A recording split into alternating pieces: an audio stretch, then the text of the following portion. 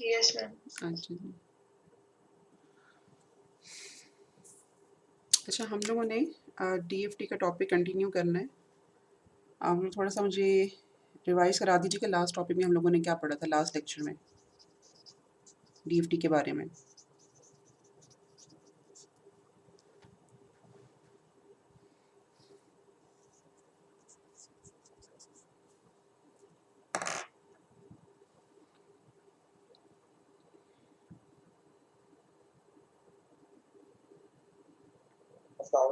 वालेकुम सलाम।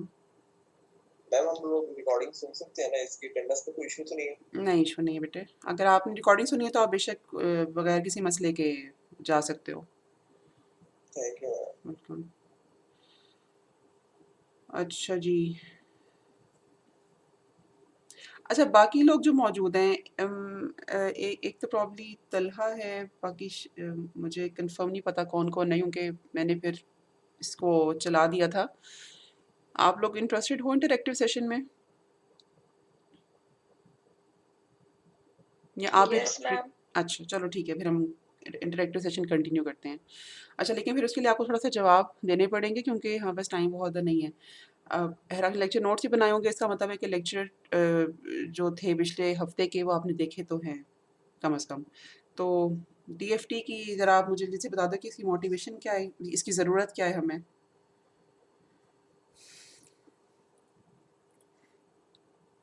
अच्छा तलहा, आपको समझ आए थे लेक्चर्स?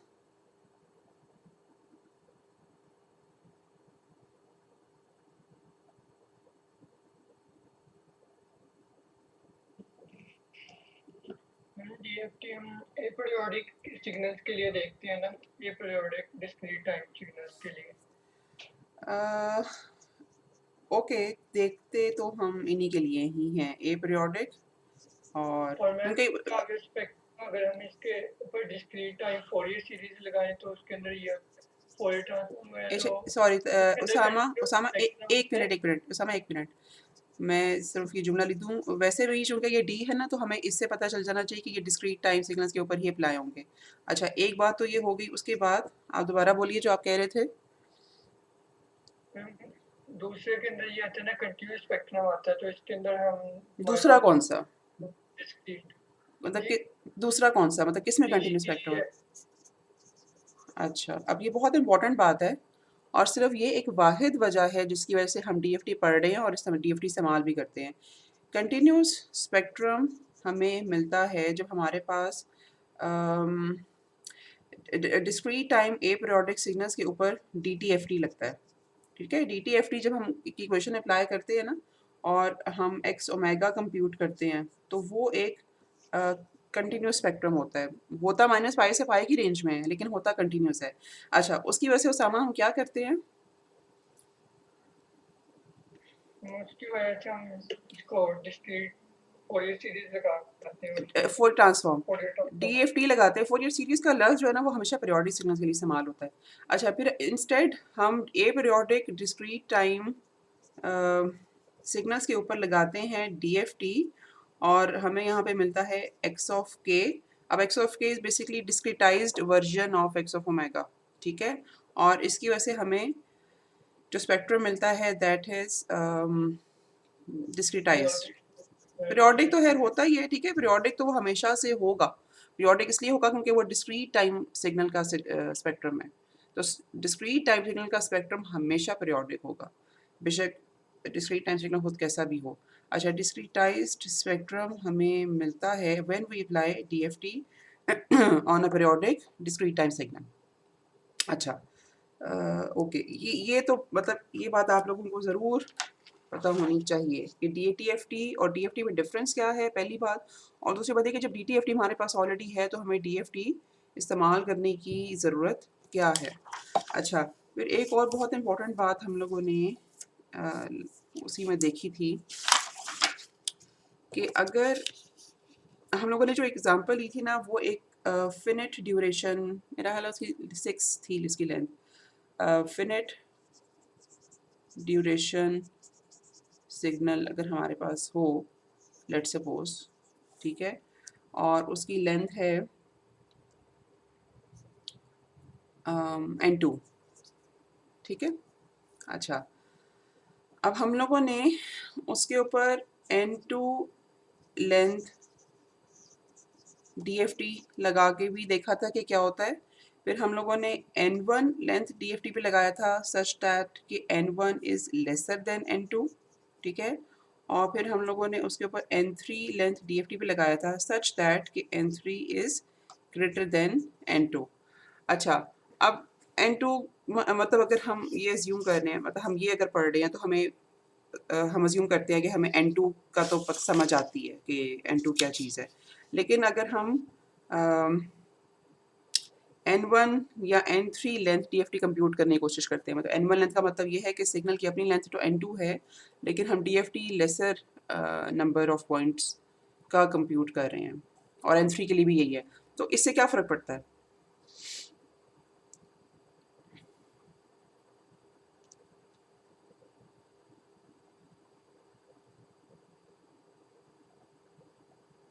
मैम रिपीट कीजिएगा। अच्छा, जो मेरे पास x ऑफ n है, फिनिट ड्यूरेशन सिग्नल, उसकी जो लेंथ है ना वो N2 है, ठीक है। और हमारे पास जो N2 लेंथ DFT का फॉर्मूला है वो कुछ इस तरह से है।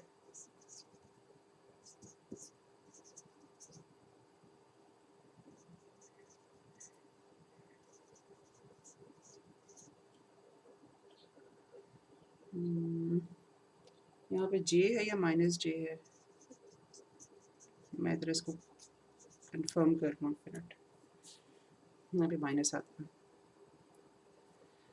ओके, मेरे पास अगर इन्फिनिट ड्यूरेशन सिग्नल की लेंथ N2 है तो DFT N2 पॉइंट DFT निकालने का फॉर्मूला ये है। अब सवाल मेरा ये है कि अगर मैं N1 पॉइंट DFT लेती हूँ सच दैट कि N1 is lesser than N2, तो उसका क्या इम्पैक्ट होगा DFT के ऊपर? मैम वो जो सैंपल जो होंगे वो दूर दूर होंगे। और अच्छा, किस चीज़ के सैंपल्स? मैम वो जो डिस्क्रीटाइज वर्जन हमें मिलेगा। एक तो बिल्कुल यही बात है कि जो अब हमें लेसर नंबर ऑफ सैंपल्स मिलेंगे स्पेक्ट्रम में, जो हमें -π टू π की रेंज में सैंपल्स मिलने थे ना वो कम होंगे, मतलब वो N1 होंगे अब। और एक और उसका नुकसान क्या होगा?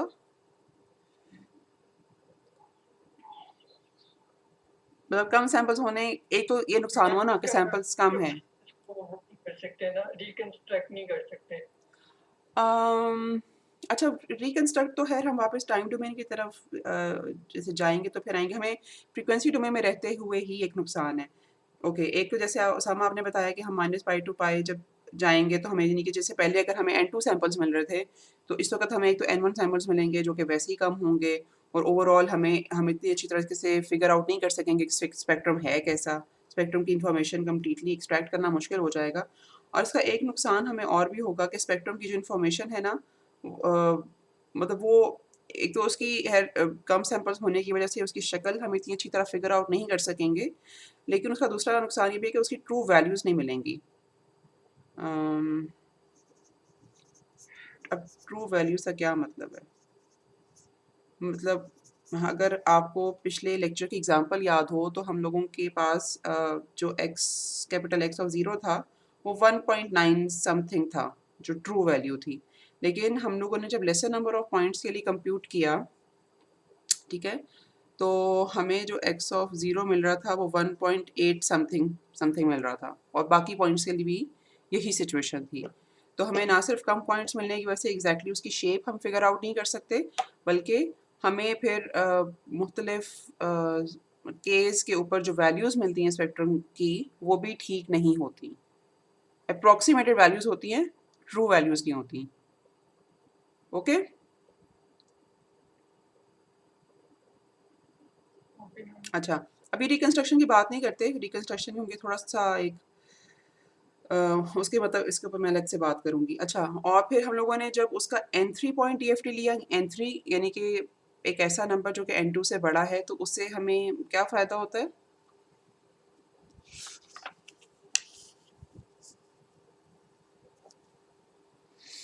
मैम एक तो ये हो जाएगा कि वो जो वैल्यूज डिफरेंट मिल रही थी वो सही मिलनी शुरू हो जाएंगी। ठीक है। और जो क्या कहते हैं उसे, इंफॉर्मेशन है वो ज़्यादा हो जाएगी इसके ज़्यादा पॉइंट्स मिल जाएंगे पेपर हमें। में ज़्यादा पॉइंट्स मिल जाएंगे हमें। और ये हम सिचुएशन उस वक़्त मतलब इस ये हम काम उस वक़्त करते हैं जबकि हमारे पास जो सिग्नल है मतलब N2 हमारे पास मेमोरी स्पेस उससे ज़्यादा अवेलेबल हो, ठीक है? हमारा सिस्टम ज़्यादा पावरफुल हो, ज़्यादा मेमोरी उसके पास हो और फिर हम ज़्यादा बेहतर तरह का TFT जो है उसके ऊपर काम कर सकते हैं। ठीक हो गया? अच्छा, अब ये वाली तो बात हो गई कि अगर हमारे पास एक लेंथ N2 है, तो कम लेंथ का DFT निकालने से क्या नुकसान होता है या इम्पैक्ट होता है और ज़्यादा लेंथ का DFT निकालने का क्या इम्पैक्ट होता है, ठीक है? अच्छा, अब हम बात ये करते हैं कि टाइम डोमेन पे क्या फ़र्क पड़ता है। हमारे पास एक DFT है, ठीक है? और अगर हम उससे वापस टाइम डोमेन निकालें सिग्नल तो इससे मतलब ओरिजिनल टाइम डोमेन सिग्नल और दिस टाइम डोमेन सिग्नल पे दोनों में क्या डिफरेंस है?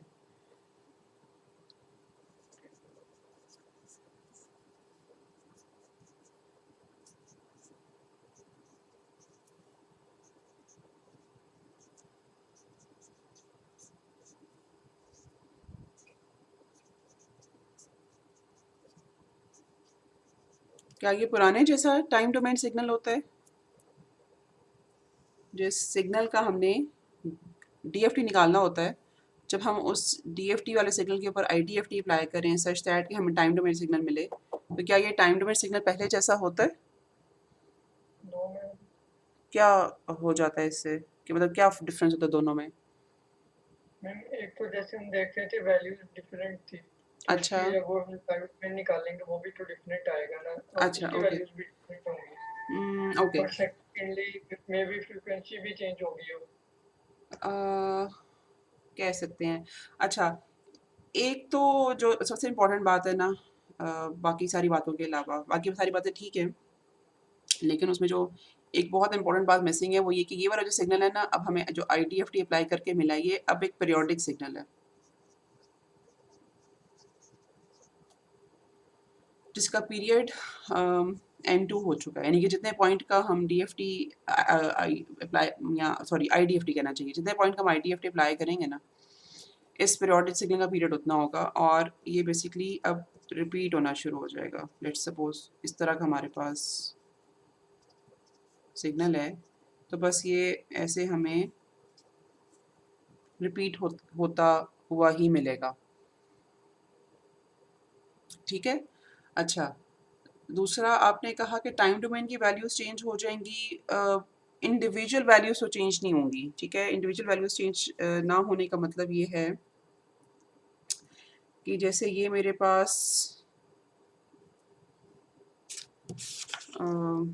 Late me draw a bigger signal.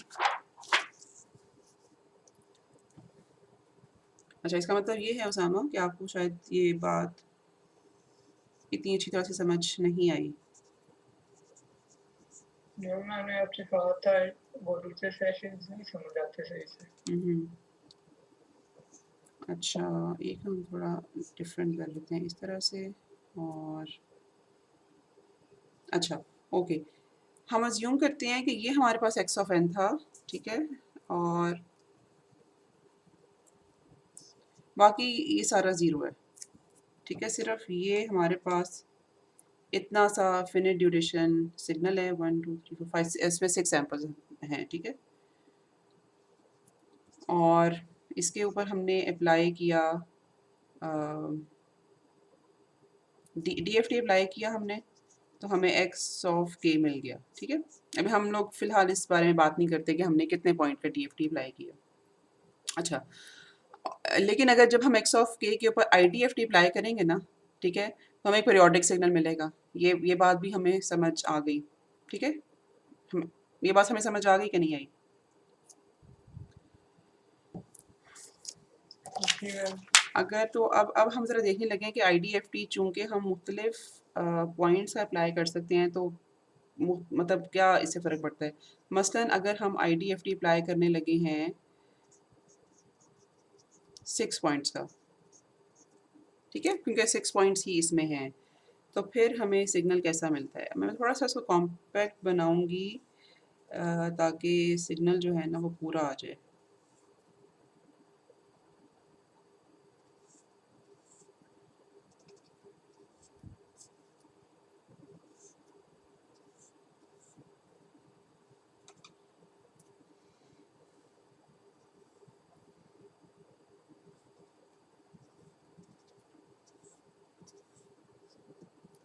ठीक हो गया।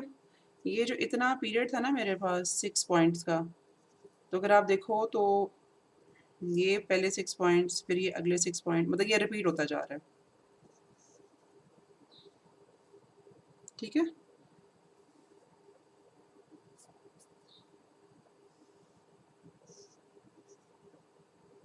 अच्छा, अब अगर हम IDFT अप्लाई करते हैं 4 पॉइंट्स का, मतलब 4 मैंने वैसे ही लिया है, लेकिन इसका मतलब ये होगा कि हम 6 से कम कोई भी वैल्यू ले लें।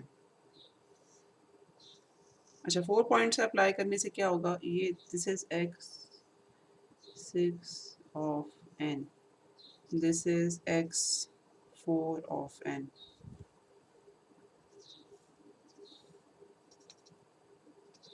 ये तो वो वाले 4 पॉइंट्स आ गए। और अभी जो चूंकि सिग्नल है पीरियोडिक सिग्नल बनना है,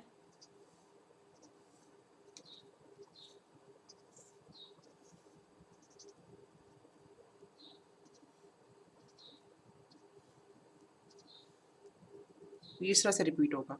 अच्छा, अब एक तो जो बात में समझने वाली है ना वो ये कि अब हमारे पास ओरिजिनल सिग्नल के मिलेंगे सिर्फ हमें फर्स्ट 4 सैंपल्स, और उन्हीं की बेसिस के ऊपर ये पीरियोडिक सिग्नल बनेगा।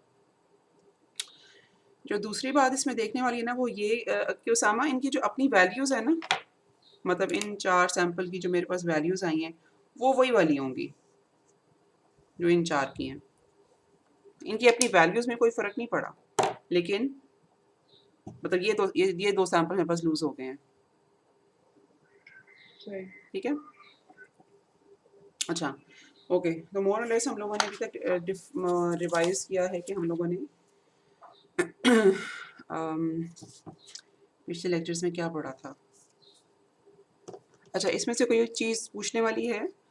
क्योंकि हम लोगों ने लास्ट लेक्चर में तीनों में यही चीज़ें पढ़ी थी, तो अगर इसमें कोई चीज़ कन्फ्यूजिंग है तो आप अभी पूछ लो, नहीं तो फिर हम आगे चलते हैं।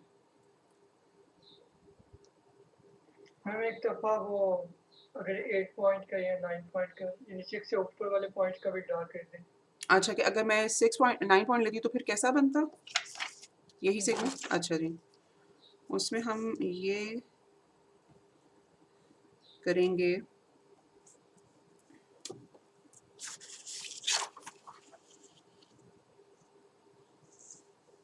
तो आपको नज़र आ रहा हो ठीक तरह।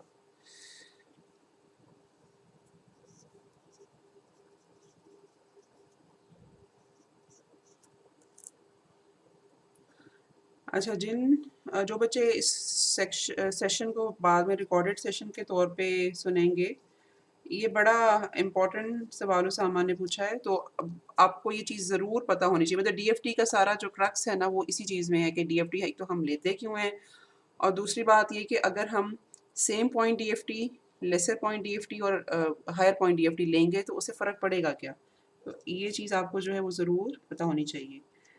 अच्छा, ये हमारे पास सिग्नल आ गया ओरिजिनल, ये 6 पॉइंट्स हैं इसमें। अब ये 2 पॉइंट्स इस तरह से आएंगे।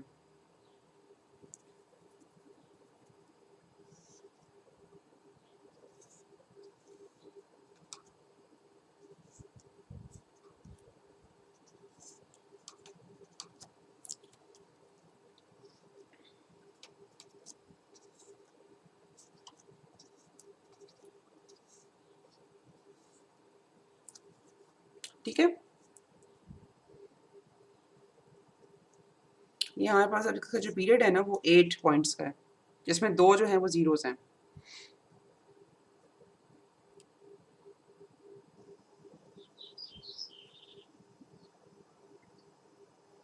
तो मैम फिर हमें ज़्यादा पॉइंट लेने का फ़ायदा क्या हुआ? यहाँ पे तो कोई नहीं नज़र आ रहा।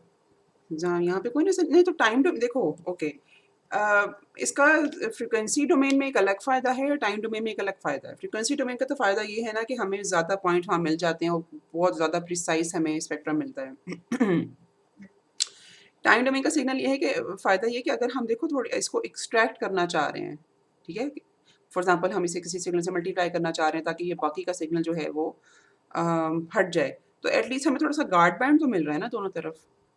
अगर आप इसको देखो तो ये तो बहुत टाइटली पैक्ड है। मतलब इसमें हमें 6 सैंपल्स ही उठाने हैं और उसके इर्द-गिर्द के जो सैंपल्स हैं वो उनमें कोई ना कोई वैल्यू मौजूद है। तो ना जिस तरह हम वो फ़िल्टर्स बनाते हैं कि कुछ फ्रीक्वेंसीज़ जो हैं वो ना करते भी कुछ कम एम्पलीट्यूड के साथ आ ही जाती हैं। ठीक है? तो यहाँ हमारे पास थोड़ा-सा गार्ड बैंड अब आ गया।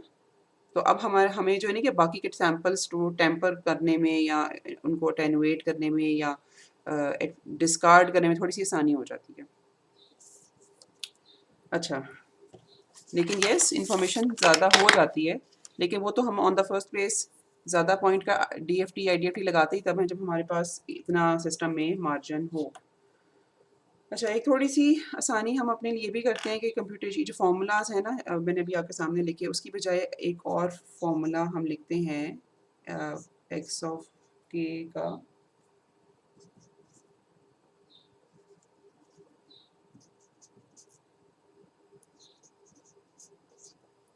जिसमें हम लिखते हैं कुछ कॉम्प्लेक्स एक्सप्लेनेशन को इस तरह से। अब हम लोगों ने जब ये लिखा तो इसमें ये ओमेगा एन क्या क्या चीज़ है, ठीक है? ये जो ओमेगा एन इटसेल्फ है, ये इसके बराबर है। तो अगर हम इसके ऊपर लेट्स सपोज़ के की पावर लिखेंगे, तो ये इसके बराबर होगा और अगर हम यहीं पर एन भी डाल दें, तो यहाँ पे एन भी आ जाएगा, ठीक है? ये जो है ना, ये वाला फैक्टर, इवन ये भी, इसको हम ट्विडल फैक्टर बोलते हैं। ये बुक में टर्म आपकी नहीं है, लेकिन अब कई दफ़ा हो सकता है कि आपको ये टर्म आपके सामने आए। अच्छा, ओके, हाँ, ये हम लोगों ने डिफ़ाइन कर दिया। अब इसकी वजह से ये जो ऊपर वाली इक्वेशन है, ये मज़ीद सिंप्लीफाई होके लिखी जा सकती है।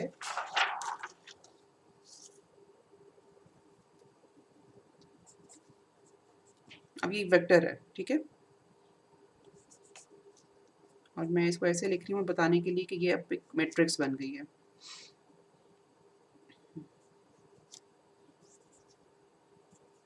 ये जो दोनों है ना, these two are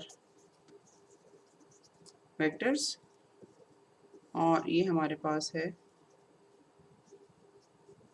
मैट्रिक्स। अच्छा, ये हम लोगों ने किया इसलिए है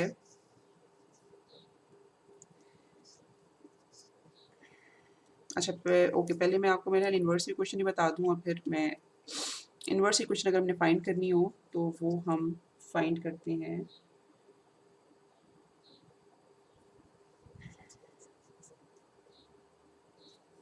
ऐसे लिखना चाहिए ताकि हमें मैट्रिक्स लगे। 1n wn का कॉन्जुगेट और x ऑफ n।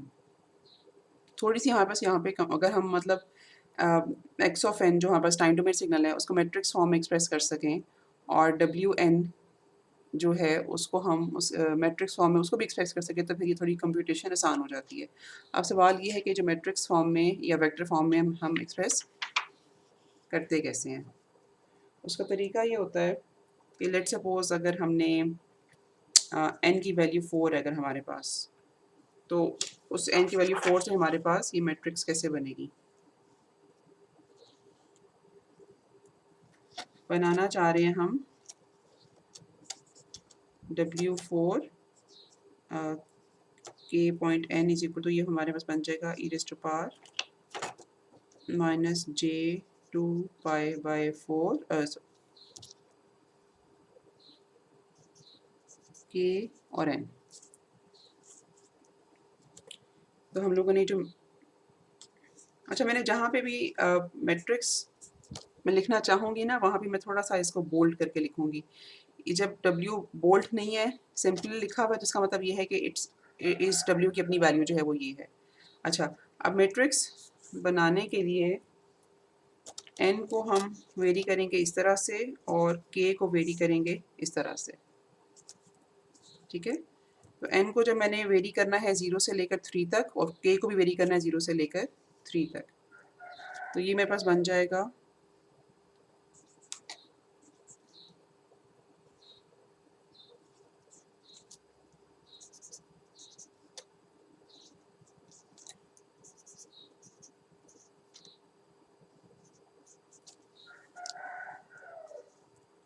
जी उसामा या जो भी लोग ये लेक्चर देख रहे हैं, समझ आइए कि मैंने कैसे लिखा है।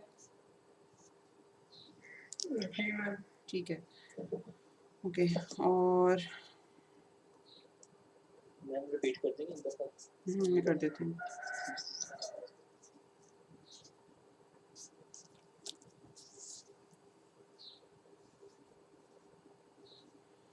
अच्छा, मेरे पास जो टोटल फैक्टर है ना itself omega n raise to power k into n, उसको क्योंकि यहाँ पे n की वैल्यू 4 है तो उसको मैं ऐसे लिख सकती हूँ, ठीक है। और ये जो मैं बना रही हूँ ना, ये वाला w, इसे हम ट्विडल फैक्टर मैट्रिक्स कहते हैं, ठीक है। ये हो गया ट्विडल फैक्टर और ये है ट्विडल फैक्टर मैट्रिक्स, मतलब इसमें जो हर एलिमेंट है वो ट्विडल फैक्टर से मिलकर बना हुआ है। अच्छा, अब n की वैल्यू, कैपिटल N की वैल्यू को 4 रखते हुए मुझे एक ट्विडल फैक्टर मैट्रिक्स बनानी है। इसमें n जो है वो मेरे पास अक्रॉस कॉलम्स वेरी करेगा और k जो है वो अक्रॉस रोज वेरी करेगा। मसलन अगर मैं इस एलिमेंट को देखूँ तो जहाँ यहाँ पे k और n दोनों ज़ीरो होंगे तो मैंने k की वैल्यू को भी ज़ीरो लिखा और n की वैल्यू को भी। अब यहाँ पर हर जगह क्योंकि मतलब k हर जगह ज़ीरो ही है, लेकिन n जो है वो वेरी होता जा रहा है। और इसी तरह से अगर हम पहला कॉलम देखें तो यहाँ पर n की वैल्यू 0 है, लेकिन k जो है वो मैंने 0 1 2 3 4 ऐसे वेरी करके लिखा है, ठीक है। तो मतलब पहली जो रो है और ये जो पहला कॉलम है, उसकी मतलब मेरा अंदाज़ा है कि आपको समझ ज़रूर आनी चाहिए, लेकिन अगर नहीं आई तो आप यहीं पे मुझसे पूछो, वरना फिर बाकी फैक्टर्स निकालने में मसला हो सकता है।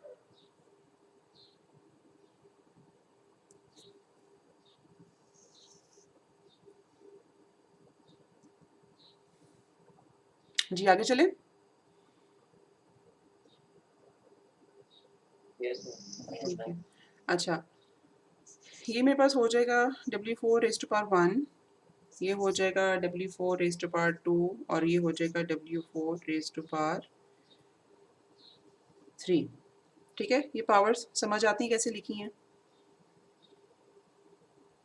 1 इंटू 1, 1 इंटू 2 और 1 इंटू 3।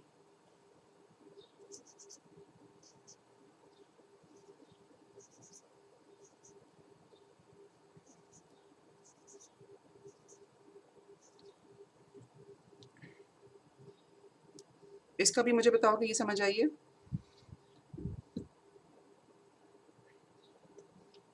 जी मैम। ठीक है,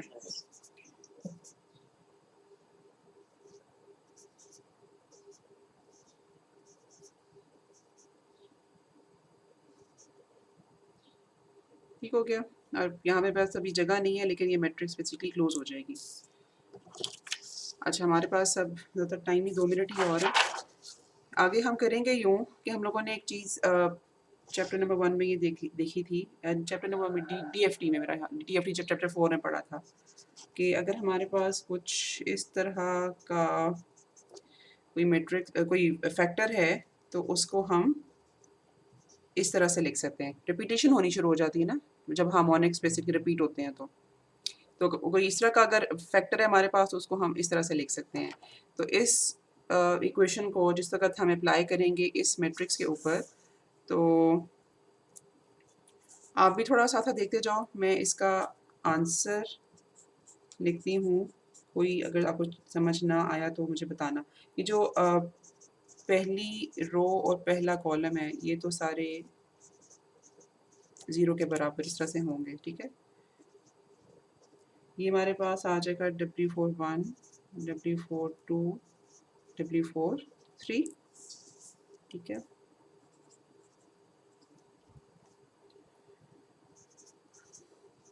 अगेन ये मैं यहाँ पे पहले क्या था, W4 2 था, ओके।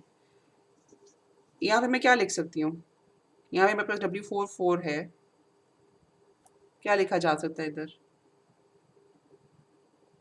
इसी क्वेश्चन को देखते हुए?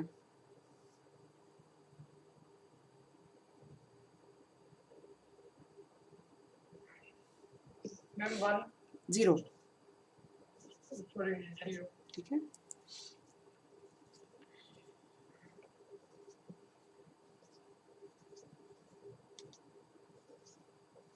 ओके, ये मेरे पास आ गया, मैट्रिक्स ट्रांसफॉर्म किस तरह से आ गई। अच्छा, अब मैम साइमा की क्लास का टाइम शुरू हो गया।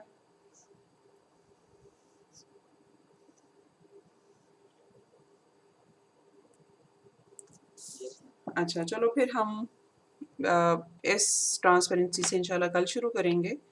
और इन द मीन वाइल आज है हमने नया कुछ ज़्यादा नहीं पढ़ा, लेकिन जो चीज़ पढ़ी है कम से कम आप उसको ज़रूर समझना कि वो कैसे लिखा गया है। तो यहाँ से आगे इंशाल्लाह हम कल फिर एक न्यूमेरिकल एग्जांपल सॉल्व करेंगे, ठीक है।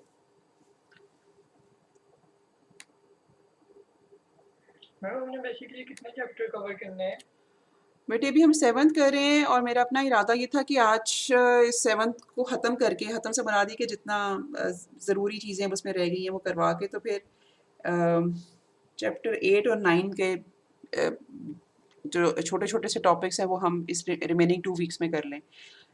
लेकिन आज मुझे लग रहा है कि हमें शायद चैप्टर 7 ख़त्म करने में ही टाइम लग जाए। अ, ओके, अब चैप्टरों के तादाद से ना घबराना, अब ये वाले जो चैप्टर भी हम पूरा नहीं करेंगे, इसमें से 2 मज़ीद टॉपिक्स करेंगे हम।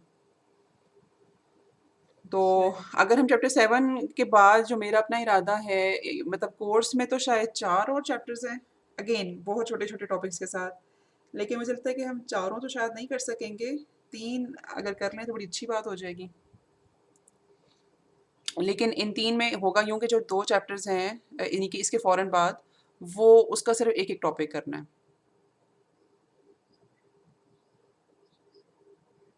ठीक है? मैम उसमें कहा था इन शॉर्ट के सिलेबस कब कंप्लीट होगा? 15 हफ्तों में।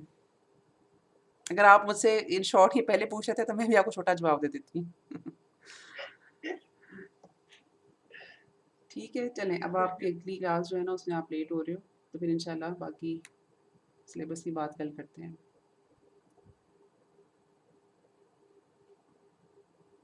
अल्लाह हाफ़िज़। Like अल्लाह हाफ़िज़।